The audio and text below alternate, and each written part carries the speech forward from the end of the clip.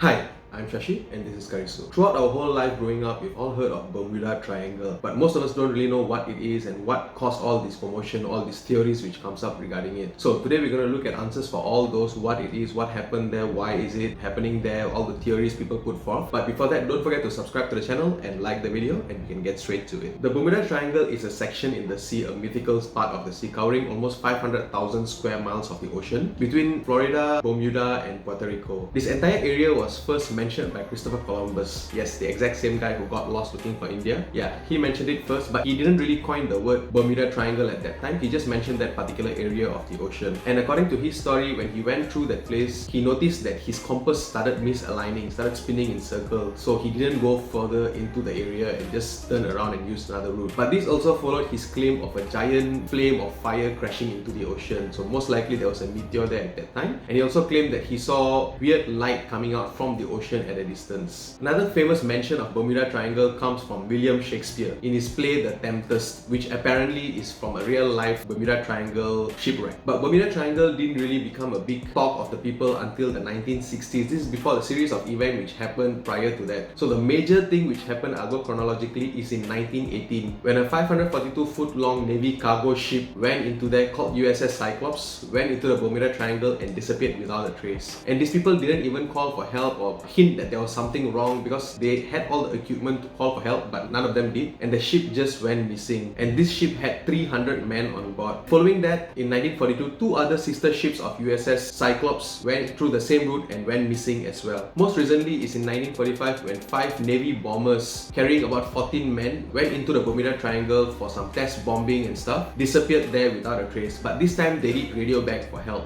They said their compass isn't working, the sea is of a different color, green color, white color, and for hours they were flying aimlessly because their coordination system was not working at all, and eventually all of them crashed into the sea. Unfortunately, no shipwreck or no evidence of their crash was ever found. On the very same day, a rescue plane went in with 13 people and the same thing happened. The whole plane just vanished. So all these events happening one after another, and there are a lot of events which even happened after that, are the ones which promoted to this theory of Bermuda Triangle being called the Devil's Triangle and being called the place where ships go missing. All these came up. So there are multiple theories explaining why Bermuda Triangle is so dangerous and so scary. We'll look at them one by one, but take it all with a pinch of salt because they don't all make sense. So the first theory is the methane gas theory. See, methane gas is this highly flammable pocket of gas which is released by the ocean. So the theory goes like, because the gas is released in such a large amount, when it comes near the plane, the engine in the plane or some lightning strike ignited the flame and caused the damage, caused the explosion or something which caused the plane to be crashed. But the problem with this is methane gas exists all around the world. So why specifically this particular part? This was, among all my research, the most scientific theory which I could find. The rest are more nonsensical and more mythological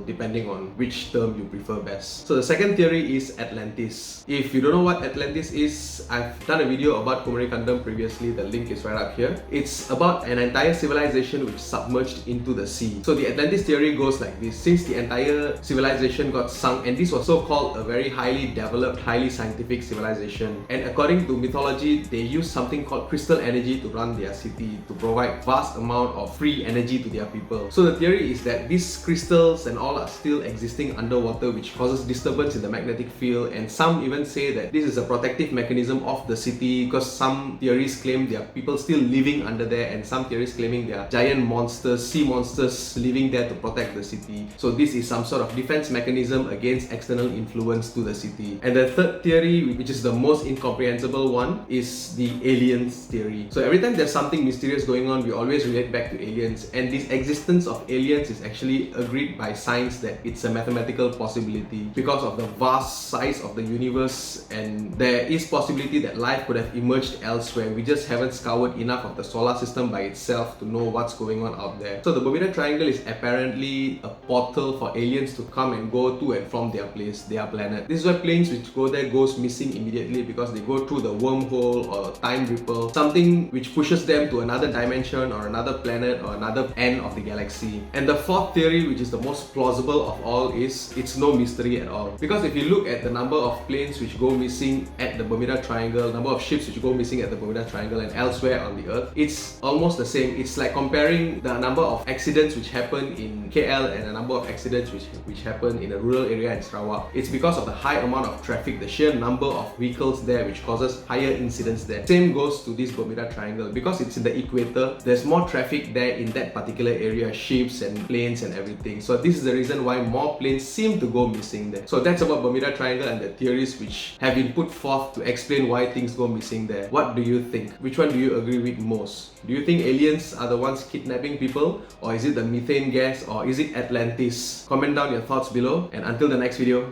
bye bye.